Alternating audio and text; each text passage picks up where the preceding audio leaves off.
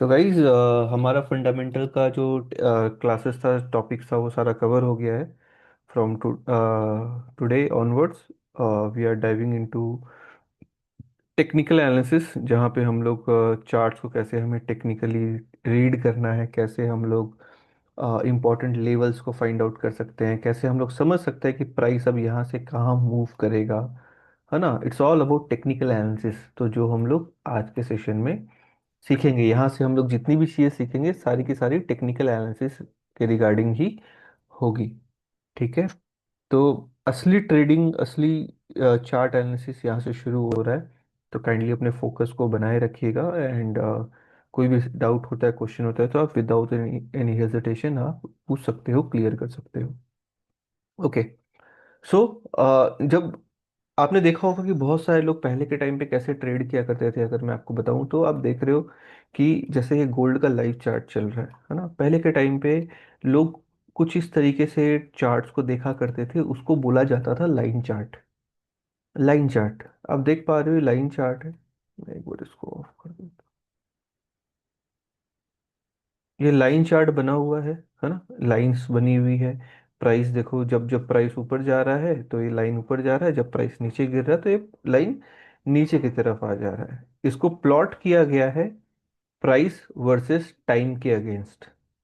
Price versus time के against. जिस time पे जो प्राइस था उसको प्लॉट किया गया है। एंड अगर मैं सारे हर इंडिविजुअल टाइम पे अगर मैं प्राइस को प्लॉट करता जाऊं तो इस तरीके से ये लाइन चार्ट बन जाता है। ठीक है? लेकिन जब ये लाइन चार्ट के थ्रू लोग ट्रेड कर रहे थे ना, तो उस टाइम पे लोग प्रॉपर तरीके से एनालिसिस नहीं कर पा रहे थे कि प्राइस कहाँ तक जाएगा, कहाँ से रिवर्स आएगा, कितना दूर तक जा सकता है, अब यहाँ से ऊपर जाएगा या नीचे जाएगा। It was very difficult to identify the trend of the market, है ना? एंड इससे ज़्यादा इंफॉर्मेशन और डेटा भी एक्सट्रैक्ट नहीं कर पा रहे थे लोग। ठीक है? फिर बाद में क्या हुआ, समय के साथ साथ चीज़ें और इम्प्रूव हुई, एंड फिर जाकर के मार्केट के अंदर में लोगों ने बार चार्ट्स को यूज़ करना स्टार्ट किया। ये जो चार्ट्स आप देख रहे हो, ग्रीन एंड रेड कलर के कुछ बार्स बना हुआ है, इसको बार चार्ट नाम दिया गया, बार चार्ट्स।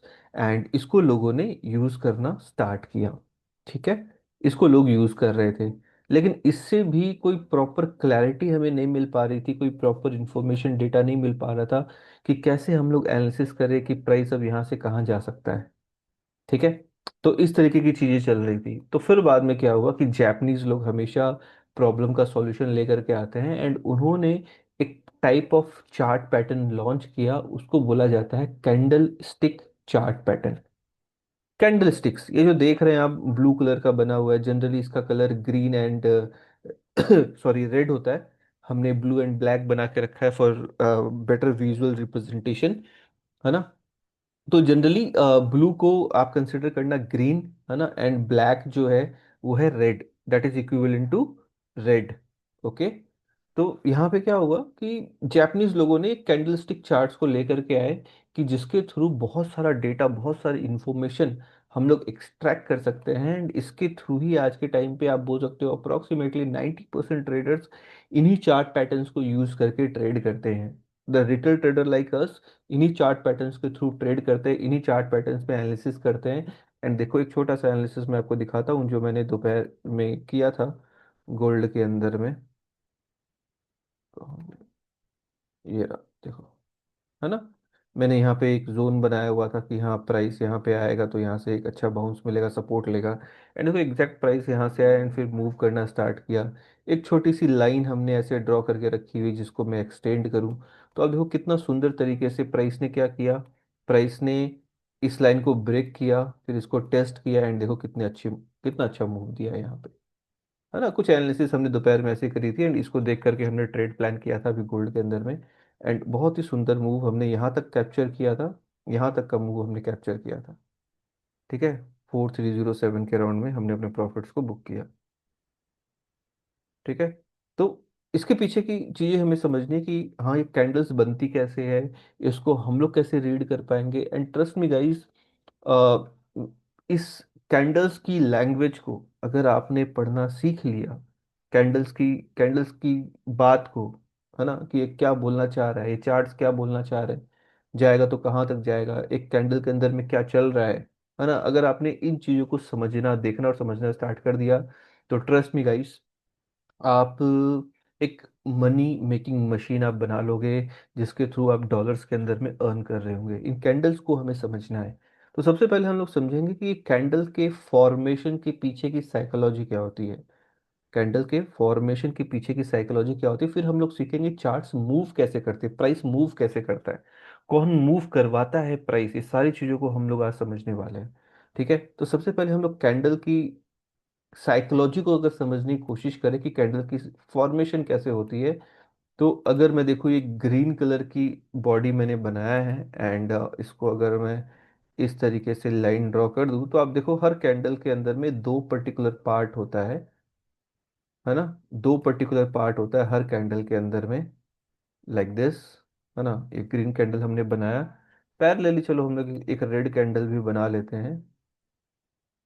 ठीक है, ये रेड कैंडल बनाई हमने, एंड इसका भी थोड़ा सा विक हम लोग,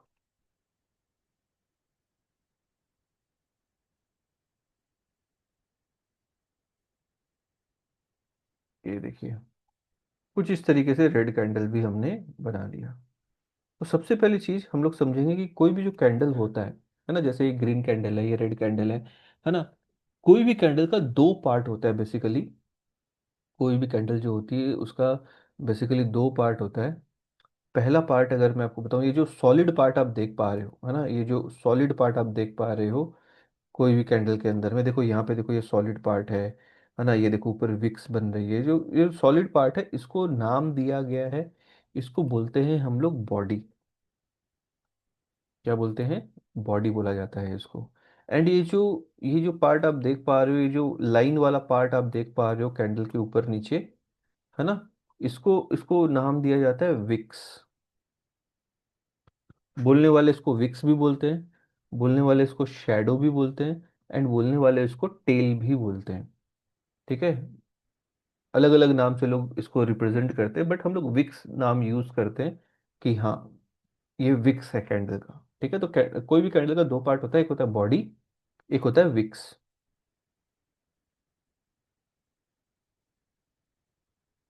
भाई, जो डिस्कस कर रहे हैं वो पहले हमें समझना है। ठीक है, अभी कैंडलस्टिक पैटर्न्स में हम लोग गए नहीं है, तो जो भी डिस्कस कर रहे हैं उसके ऊपर फोकस करिए। ठीक है, तो कैंडल का दो पार्ट होता है, जैसे हमने बताया, बॉडी एंड विक्स। अब अगर आप देखोगे कि अगर मैं कर्सर को किसी भी पर्टिकुलर कैंडल पे लेकर के जाऊं, ये कैंडलस्टिक चार्ट पैटर्न फेमस क्यों हुआ, लोग उसको क्यों यूज करना स्टार्ट किए, क्योंकि इससे हमें बहुत सारा डेटा मिलना स्टार्ट हुआ। इन चार्ट्स के थ्रू हम लोग बहुत सारा डेटा एक्सट्रैक्ट कर सकते हैं, है ना। हम लोग समझ सकते हैं कि इस पर्टिकुलर टाइम फ्रेम में क्या हुआ होगा, है ना। जैसे देखो, मैं अगर किसी इस बड़ी वाली कैंडल के ऊपर लेके जाता हूँ, देखो यहाँ पे कुछ डेटा नंबर्स लिखे हुए आएंगे टॉप ऑफ द स्क्रीन। यहाँ पे मैं आपको अगर दिखाऊं कहाँ पे आएगा डेटा, ये देखिए यहाँ पे ओ लिखा हुआ है, एच लिखा हुआ है, एल लिखा हुआ है, सी लिखा हुआ है, एंड वी ओ एल लिखा हुआ है। कुछ इस चार पांच तरीके का डेटा हर एक कैंडल के अंदर में छुपा हुआ होता है। अगर मैं कर्सर को किसी भी पर्टिकुलर कैंडल पे लेकर के जाऊं, जैसे अभी जो रनिंग कैंडल है ना, ये जो बड़ी वाली कैंडल, इस कैंडल पे अगर मैं लेकर के जाता हूँ कर्सर को, तो आप देखो यहाँ पे क्या लिखा आ रहा है, OHLC। O stands for opening price, O stands for opening price, H stands for highest price, है ना। H stands for highest price, L stands for lowest price, C stands for closing price, and VOL stands for volume. उस candle के अंदर में volume कितना था। तो जैसा आप देख पा रहे हो यहाँ पे डिफरेंट डिफरेंट टाइम फ्रेम्स हैं, है ना।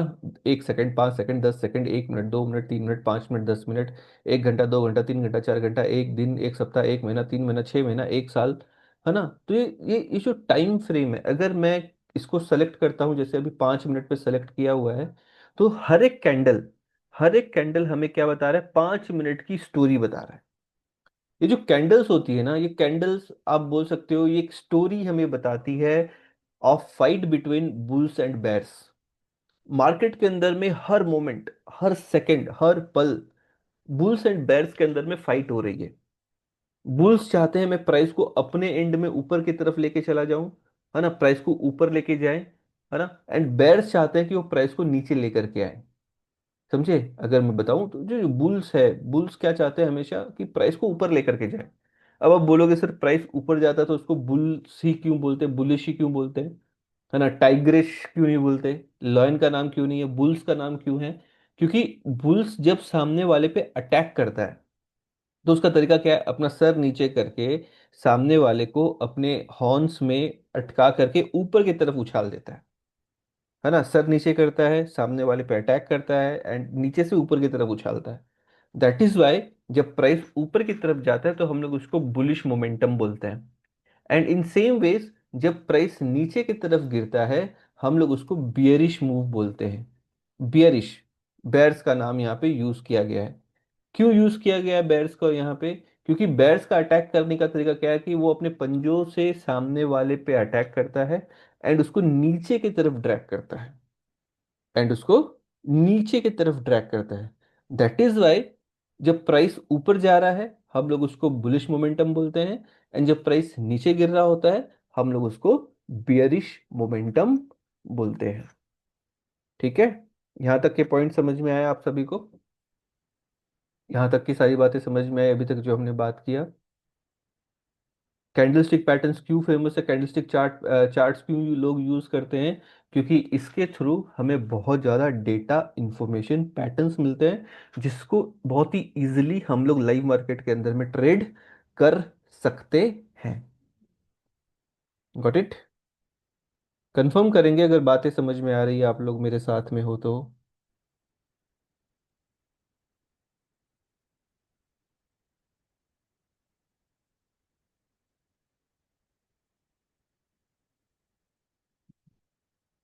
थैंक यू जी, बहुत बहुत धन्यवाद। ठीक है, अब हम लोग समझते हैं, जैसे मैंने आपको बताया कि टाइम फ्रेम्स होता है। अगर मैं 15 मिनट का टाइम फ्रेम का कैंडल सेलेक्ट कर लूं तो आप देखो 15 मिनट का ये कैंडल्स दिख रहा है, एक एक कैंडल 15 मिनट की स्टोरी हमें रिप्रेजेंट कर रहा है कि लास्ट 15 मिनट के अंदर में गोल्ड के अंदर में क्या हुआ। एंड अब आप देखो कितना शानदार मूव 15 मिनट में आप देख पा रहे हो, प्राइस कितना शानदार ब्रेकआउट दिया, कितना अच्छा मूव गोल्ड के अंदर में आया है। And there is high chances कि प्राइस और भी हायर लेवल्स को टेस्ट कर सकता है। समझे? उसके बाद में अगर मैं 30 मिनट का टाइम फ्रेम सेलेक्ट करूं, 30 मिनट का टाइम फ्रेम सेलेक्ट करूं, ठीक है, तो 30 मिनट के टाइम फ्रेम में क्या हो रहा है आप देखो, हर एक कैंडल हमें 30 मिनट की स्टोरी बता रहा है कि लास्ट 30 मिनट के अंदर गोल्ड के अंदर में क्या हुआ था। तो इस तरीके से डिफरेंट डिफरेंट टाइम फ्रेम्स पे डिफरेंट डिफरेंट हमें चीजें समझ में आती है कि क्या हो रहा है, चार्ट्स में क्या हो रहा है प्राइस के अंदर। ठीक है, अब हम लोग समझेंगे जैसे मैंने अभी आपको बताया कि हर एक कैंडल, एवरी सिंगल कैंडल हमें एक स्टोरी बता रहा है किस चीज की, of fight between bulls and bears. तो हमें समझना होगा कि what is the psychology behind a candle formation. ये जो कैंडल फॉर्म हो रही है इसके पीछे की थ्योरी क्या है, इसके पीछे की साइकोलॉजी क्या है ना। ध्यान से समझेंगे इस चीज को हम लोग। जैसे ही मान लो कि, जैसे भी मान लो कि 7:50 हो रहा है, 47 मिनट्स हो रहा है, जैसे ही 7:50 हुआ एक नई कैंडल की फॉर्मेशन चालू हो जाती है। तो जो बॉडी का लोवेस्ट पार्ट होता है, जो बॉडी का लोवेस्ट पार्ट होता है, ठीक है, ये जो लोवेस्ट पार्ट है, बॉडी का सबसे लोवेस्ट, ये जो जहाँ से बॉडी स्टार्ट हो रही है, starting point of the body is called opening price. Opening price, ठीक है। उसके बाद ये जो बॉडी का हाईएस्ट पार्ट है, बॉडी का जो हाईएस्ट पार्ट होता है उसको हम लोग क्या बोलते हैं, क्लोजिंग प्राइस। जहां पे बॉडी स्टार्ट हो रही है नीचे के साइड में वो ओपनिंग प्राइस है, जहां पे बॉडी क्लोज हो रही है वो क्लोजिंग प्राइस है। ठीक है, अब क्या हुआ होगा ध्यान से समझने की कोशिश करो, विजुअलाइज करने की कोशिश करिए कि जैसे ही प्राइस ओपन हुआ, कैंडल ओपन हुई, फॉर कैंडल का फॉर्मेशन ओपन हुआ, तो बुल्स एंड बेयर्स क्या करने लग गए, अपने अपने ऑर्डर्स को पंच करने लगे। बुल्स बाई कर रहे हैं, बेयर्स सेल कर रहे हैं, है ना। फाइट चल रही है, कौन प्राइस को मूव करेगा, कौन प्राइस को लीड करेगा। एंड स्टार्टिंग फेज में क्या हुआ कि बेयर्स ने प्राइस को नीचे की तरफ पुश करना स्टार्ट हुआ। फॉर एग्जाम्पल कि ओपनिंग प्राइस था इस कैंडल का 90, 90 रुपए पे कैंडल ओपन हुई है। 90 रुपए पे कैंडल ओपन हुई है ना, 90 रुपए पे कैंडल ओपन हुई है।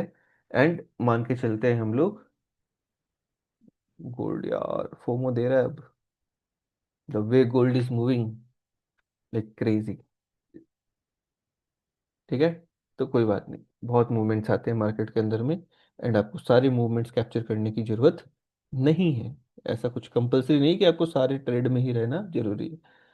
ठीक है ना। चलो, तो 90 रुपीज पे ओपन हुआ, एंड 90 रुपीज पे ओपन होने के बाद में क्या हुआ, प्राइस नीचे की तरफ, बेयर्स ने पुश किया प्राइस को, नीचे की तरफ पुश किया, एंड ले जाते हुए प्राइस को एकदम लोवेस्ट प्राइस पे वो लेकर के आ गए, जहां पे विक खत्म हो रही है लोवेस्ट प्राइस पे लेकर के आ गए। एंड मान लो फॉर एग्जांपल ये प्राइस है कितना, 80, प्राइस 80 पे पहुंचा दिया। ठीक है, एंड जैसी प्राइस यहाँ पे आया तो जो बुल्स थे, मैंने क्या बताया कि हर कैंडल में फाइट चल रहा है, हर कैंडल में, तो बुल्स जो थे वो यार ऐसे कैसे तुम प्राइस को इतना नीचे ले जा सकते हो, हमें डोमिनेट करना है, आज पावर हमारे पास में है, फंडामेंटल्स हमारे फेवर के अंदर है। तो वो क्या करते हैं, नीचे के लेवल से प्राइस को पुश करना स्टार्ट करते हैं, इस लेवल से बाई करना स्टार्ट करते हैं, एंड 80 रुपीज से उठा करके प्राइस को सीधा बाई करते करते, पंप करते करते ऊपर ले जाते हुए प्राइस को एकदम highest part of the candle पे लेके चले जाते हैं, highest part of the candle पे लेके चले जाते हैं, फॉर एग्जांपल यहाँ पे, इस तो इसको हम लोग क्या नाम देंगे, हाई, ये हाईएस्ट प्राइस बना लिया गोल्ड ने, है ना, इस कैंडल के अंदर में। फॉर एग्जांपल ये प्राइस हुआ 110, हाईएस्ट प्राइस ऊपर तक लेके चले गए, समझ गए। तो जब एकदम हाईएस्ट प्राइस पे पहुंचा तो जो बेयर्स थे वो बोले यार इतना इजीली तो प्राइस को मूव नहीं करवाने देंगे, है ना, हम भी कोशिश करेंगे प्राइस को अपने तरफ ले जाने की। एंड उन्होंने क्या किया, पुश करना स्टार्ट किया, प्राइस को ड्रैग करना स्टार्ट किया नीचे की तरफ, एंड शॉर्ट्स करना स्टार्ट किया, एंड जैसे जैसे प्राइस नीचे आना स्टार्ट हुआ, एंड वो कैंडल क्लोज हो गया एट सी के ऊपर, क्लोज हो गया फॉर एग्जाम्पल 100 रुपीज पे क्लोज हो गया, लाइक दिस, है ना। तो ये जो पूरी की पूरी इंफॉर्मेशन, ये जो पूरा का पूरा डेटा है, ये सिर्फ और सिर्फ कैंडलस्टिक पैटर्न में ही हमें देखने को मिलता है। ओपनिंग प्राइस हमें पता है ना, लोवेस्ट प्राइस हमें पता है, हाईएस्ट प्राइस हमें पता है, एंड क्लोजिंग प्राइस हमें पता है। इसी तरीके से जो बियरिश कैंडल बनती है, बियरिश कैंडल का ओपनिंग प्राइस कहाँ होता है, ऊपर होता है।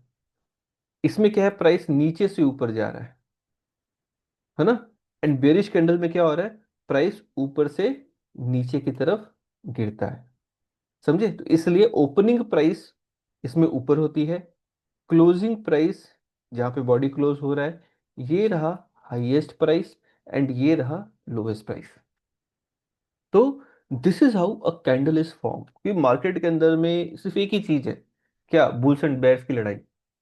हर टाइम हर मोमेंट दुनिया के किसी न किसी कोने के अंदर में लोग बैठ करके buy sell buy sell buy sell buy sell कर रहे हैं, है ना, according to geopolitical scenarios, according to fundamentals. अब अभी देखो यहाँ पे क्या था, आज के दिन में गोल्ड पूरा दिन देखो साइडवेज था, नीचे की तरफ था, है ना, नीचे की तरफ था। फिर क्या हुआ, 7 बजे न्यूज आई, न्यूज में पता चला कि हाँ जो जॉब डेटा था वो उतना अच्छा नहीं आया, वो डॉलर के लिए खराब था, जब डॉलर के लिए चीजें खराब हुई तो देखो गोल्ड के अंदर कितनी अच्छी रैली आ गई, समझे। तो प्राइस इसी तरीके से मूव करता है, फंडामेंटल्स न्यूज होती है ना, जियो पॉलिटिकल सिनेरियोज होते हैं सर, रेड कैंडल में हाईएस्ट प्राइस ऊपर रहता है, जी हाँ, रेड कैंडल में हाईएस्ट प्राइस, हाई तो ऊपर ही रहेगा ना, हाई तो ऊपर ही रहेगा ना, लो नीचे रहता है। ठीक है, यहाँ तक की बातें क्लियर है आप लोग को,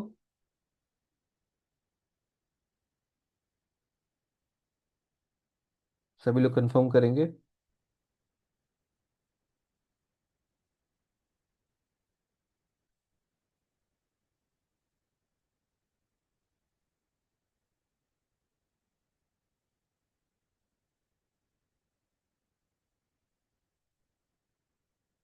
ठीक है, चलो, बहुत अच्छा, है ना। जो गोल्ड यहाँ तक जाएगा, यहाँ से इसको थोड़ा सा रिजेक्शन मिलने का चांसेस है, मतलब लास्ट, अगर आप कुछ दिन का, लास्ट 3 दिन का अगर आप गोल्ड का देखोगे प्राइस एक्शन, तो इट्स वेरी वोलेटाइल इसी में है क्या?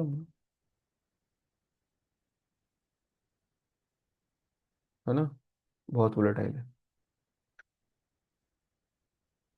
चलिए, कौन सा चार्ट था वो? सॉरी, 1 मिनट, हाँ।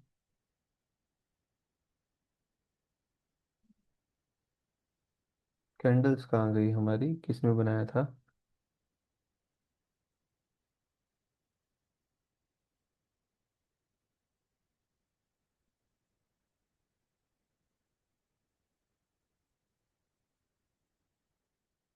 हम्म।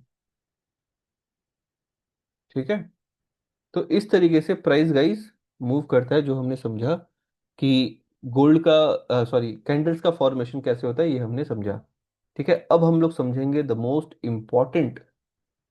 Important thing of entire technical analysis.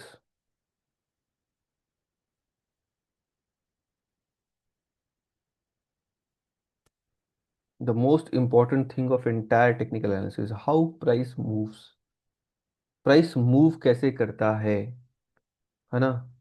Price का मूव करने का तरीका क्या होता है, कैसे हम लोग समझ पाएंगे कि अब यहाँ से प्राइस ऊपर जाएगा या फिर अब प्राइस यहाँ से नीचे जाएगा। सबसे इंपॉर्टेंट चीज है, हमें ये समझना है। ठीक है, तो मार्केट कभी भी एक, अभी तो आप देख पा रहे हो कि प्राइस देखो, अगर मैं स्मॉलर टाइम फ्रेम पे देखो तो प्राइस देखो, ऊपर गया, फिर छोटा सा पुल बैक लिया, फिर ऊपर गया, फिर छोटा सा पुल बैक लिया, फिर ऊपर गया, फिर छोटा सा पुल बैक, फिर ऊपर, फिर छोटा सा पुल बैक, फिर ऊपर। हाँ, तो प्राइस इस तरीके से मूव कर रहा है, लेकिन पता कैसे चलेगा कि सर यहाँ से प्राइस ऊपर जाने वाला है या फिर प्राइस नीचे जाने वाला है? ठीक है, तो यहीं पे हम लोग समझेंगे कि मार्केट जो होता है वो 4 फेज में मूव करता है। 4 फेजेस ऑफ मार्केट। सबसे पहला फेज जो होता है वो होता है अक्यूमुलेशन फेज। प्राइस अक्यूमुलेट करता है। अक्यूमुलेशन फेज के बाद में चालू होता है प्राइस के अंदर में एक अप ट्रेंड। अप ट्रेंड के बाद में प्राइस के अंदर में आता है एक distribution phase. And distribution phase के बाद में आता है, that is called down trend. इस तरीके से प्राइस मूव करता है। प्राइस कभी भी ना एक स्ट्रेट लाइन में मूव नहीं करता। पहले प्राइस के अंदर में क्या होगा, अक्यूमुलेशन होगा। अक्यूमुलेशन होने के बाद में प्राइस के अंदर में एक अप ट्रेंड चालू होगा। अप ट्रेंड के बाद में प्राइस के अंदर वापस से डिस्ट्रीब्यूशन फेज में प्राइस जाएगा। एंड डिस्ट्रीब्यूशन फेज के बाद में प्राइस के अंदर में एक डाउन ट्रेंड चालू होगा। तो this is how price moves. अब इसको हम लोग डिटेल में समझेंगे कि कैसे क्या चीजें होती है।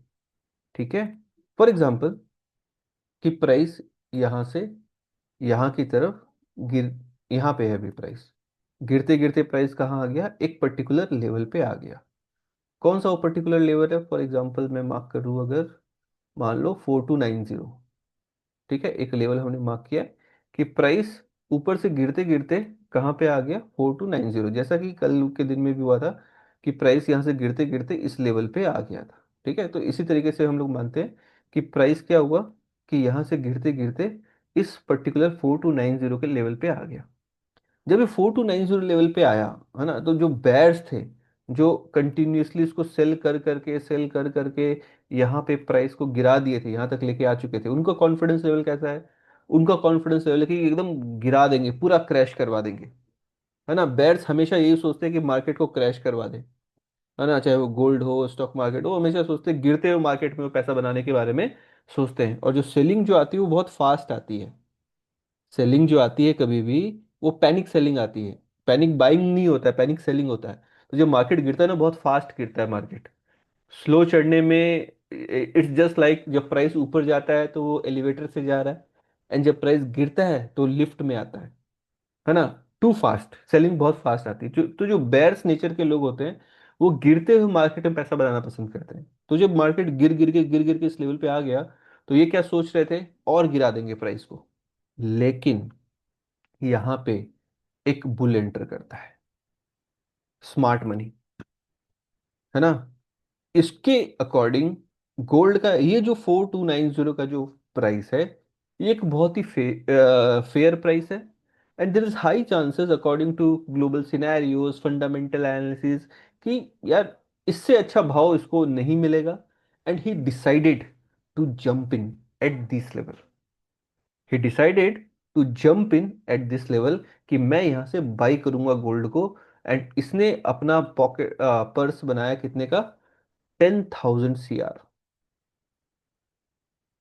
ध्यान से पूरी स्टोरी को सुनेंगे, समझेंगे।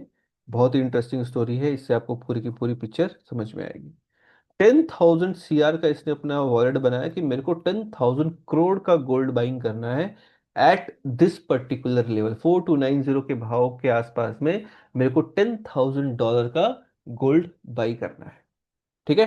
तो ऑलरेडी मार्केट के अंदर में सेलिंग प्रेशर था, सेलिंग का वॉल्यूम था। एंड ही जम्प्ड इन, जैसे ही ये जंप के इसने बाई करना स्टार्ट किया, प्राइस को एक अच्छा पुश मिलेगा अपसाइड। प्राइस को एक पुश मिला अपसाइड। जैसे ही प्राइस को पुश मिला, तो जो बेयर्स थे इनको वॉल्यूम मिल गया, ये और सेल करेंगे, क्योंकि इनका नेचर क्या है कि मेरे को बस गिरा देना है। जैसे ही प्राइस थोड़ा सा ऊपर आया, उन्होंने अग्रेसिवली सेल किया। And because of aggressive selling, price वापस से एक नीचे लेवल पे आया। जैसे ही प्राइस नीचे लेवल पे आया, जैसे ही प्राइस नीचे लेवल पे आया, ये जो बुल भाई साहब थे, इन्होंने और पैसे डाले और बाइंग किया। एंड प्राइस को वापस से एक पंप मिल गया। जैसे ही प्राइस को वापस से एक पंप मिला, ये जो बेयर्स थे, इन्होंने डिसाइड किया कि और अग्रेसिव सेलिंग करना है। इन्होंने और अग्रेसिव सेलिंग किया, प्राइस वापस से नीचे आ गया। तो आप देखोगे कि एक पर्टिकुलर लेवल पे प्राइस क्या हो गया, इस तरीके से एक छोटी सी रेंज के अंदर में ट्रैप हो चुका है। जैसा कि आज भी अगर आप देखेंगे, तो प्राइस गिर रहा था। एंड गिरने के बाद देखो, कुछ ऐसा ही माहौल इसने बनाया है यहाँ पे। यस और नो, देख पा रहे हैं आप ये लाइव चार्ट आज का? Can you connect the dots? देख पा रहे हैं, प्राइस गिरा था कल के दिन में, मॉर्निंग में गिरा था। गिरने के बाद प्राइस ने क्या किया, एक पर्टिकुलर लेवल के ऊपर प्राइस इस तरीके से कंसोलिडेशन में चला गया। समझ में आ रहा है तो रिप्लाई करेंगे, नहीं आ रहा तो वैसे बताएंगे। देखो, प्राइस एक पर्टिकुलर लेवल के अंदर में छोटी सी रेंज में ट्रैप हो गया, है ना? इस तरीके से कुछ, है ना? कुछ ऐसा, इधर फाइट चलने लग गया बुल्स एंड बेयर्स का। बुल्स बोल रहे हैं कि नहीं भाई, मेरे को प्राइस यहाँ से ऊपर लेके जाना है। एंड बेयर्स आर लाइक कि हमने इतना गिरा दिया तो और गिरा देंगे हम लोग प्राइस को नीचे। ठीक है। सबका रिप्लाई नहीं आ रहा भाई, समझ में आ रहा है? बाकी लोग क्या कर रहे हैं यार, जल्दी जल्दी रिप्लाई करिए, तो दैट ये एक टॉपिक हम लोग अच्छे तरीके से कम समझे। इंपॉर्टेंट कॉन्सेप्ट है, इंपॉर्टेंट टॉपिक है।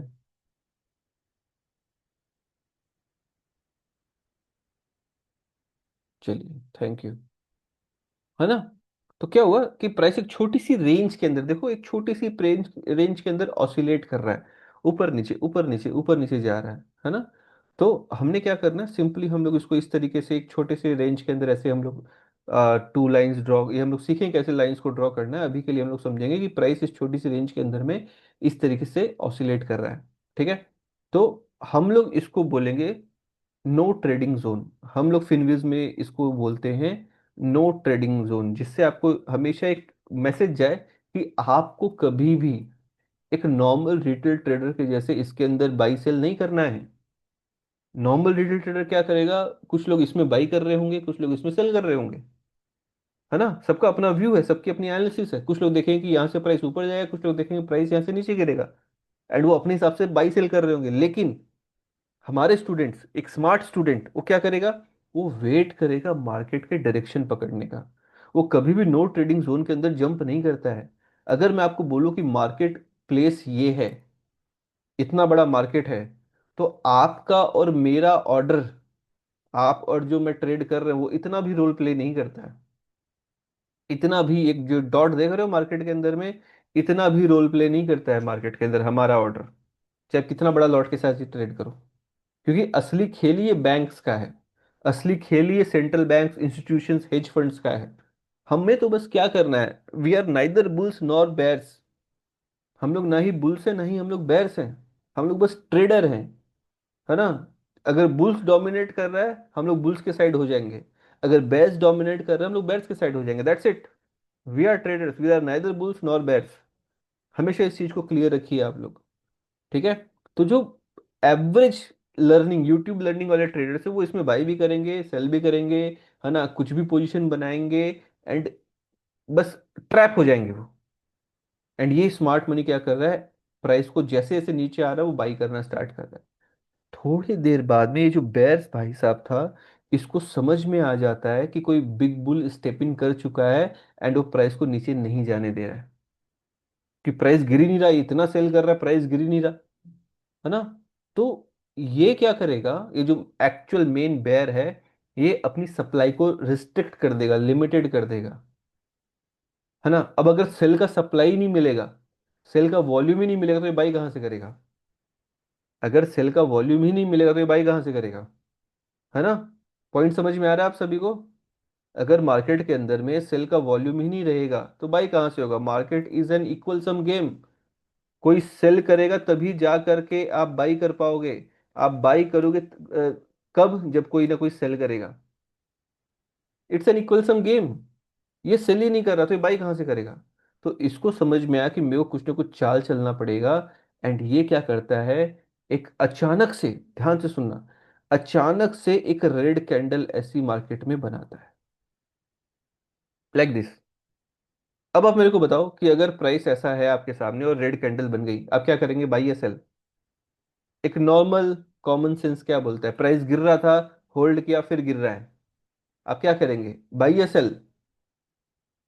प्राइस गिर रहा है, ऊपर से गिर रहा था, अभी भी गिरना स्टार्ट हो गया, ऑब्वियसली हम लोग क्या करेंगे, सेल करेंगे। ठीक है। एंड यही इसका चाल था। ध्यान से समझिए, जिन लोगों ने यहां पे बाई किया था, जिन लोगों ने यहां पे बाई किया था ऐसा कुछ, ठीक है, वो क्या करेंगे, वो अपना स्टॉप लॉस लगाएंगे ऐसे, वो अपना स्टॉप लॉस लगाएंगे ऐसे। एंड एक रेड कैंडल से जितने भी बायर्स थे, छोटे बायर्स थे इस ट्रेड के अंदर, उन सबका स्टॉप लॉस हिट हो गया। उन सबका स्टॉप लॉस हिट हो गया, बायर्स गेम से बाहर। ठीक है, बायर्स गेम से बाहर, एलिमिनेटेड, है ना। तो अगर बायर्स का स्टॉप लॉस हिट हुआ, तो उनको एग्जिट करने के लिए कौन सा ऑर्डर ट्रिगर होगा, सेल का ऑर्डर ट्रिगर होगा। एंड जैसे सेल का ऑर्डर ट्रिगर हुआ तो मार्केट में किस चीज का वॉल्यूम ज्यादा आ जाएगा, किस चीज का वॉल्यूम आ जाएगा, सेल का, है कि नहीं। फिर जिन लोगों ने सेल किया था यहां पे, वो रेड कैंडल देखेंगे तो वो और सेल करेंगे, यस और नो। उनके मुंह में पानी आ जाएगा कि अरे यार मैंने सेल किया था, प्राइस और गिर गया। वो और सेल करेंगे, यस और नो। और जैसे ही वो और सेल करेंगे तो वापस से मार्केट में किस चीज का वॉल्यूम आया। तो मतलब सोच के देखो, सेलर का भी वॉल्यूम इसने इस एक रेड कैंडल ने बुला लिया, एंड बायर्स के स्टॉप लॉस हिट करके उसका वॉल्यूम भी ले आया।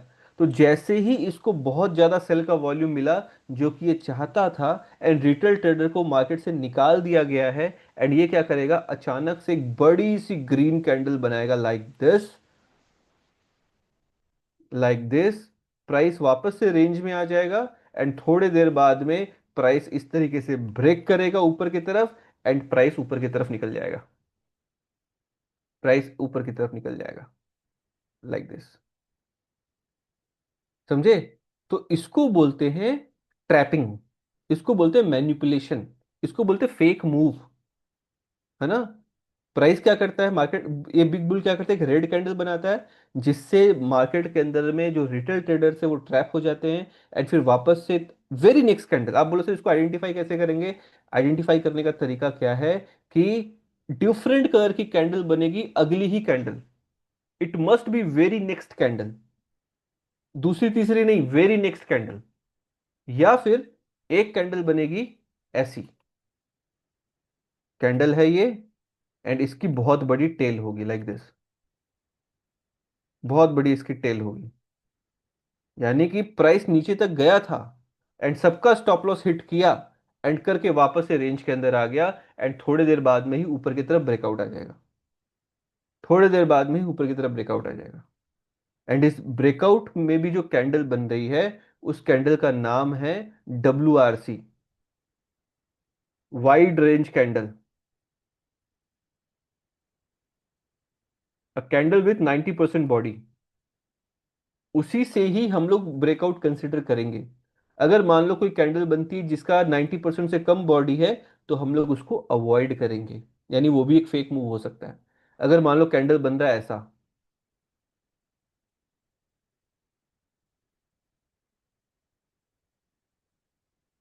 जिसमें हाफ बॉडी है। तो इस केस में WRC नहीं हुआ, तो हम लोग इसको ब्रेकआउट, जेन्युइन ब्रेकआउट कंसिडर नहीं करेंगे। तो this is called accumulation. Price नीचे गिर रहा था, प्राइस साइडवेज हुआ, नो ट्रेडिंग जोन के अंदर में हुआ, फेक मूव आया, है ना, एंड उसके बाद में अपोजिट डायरेक्शन के अंदर ब्रेकआउट आया एंड प्राइस ऊपर की तरफ उड़ गया। क्लियर है? क्लियर है गाइस? समझ में आ गया? तो that's it from today's session. आगे की चीजें हम लोग नेक्स्ट क्लास में डिस्कस करेंगे। ठीक है? Thank you so much. Take care. See you in next class.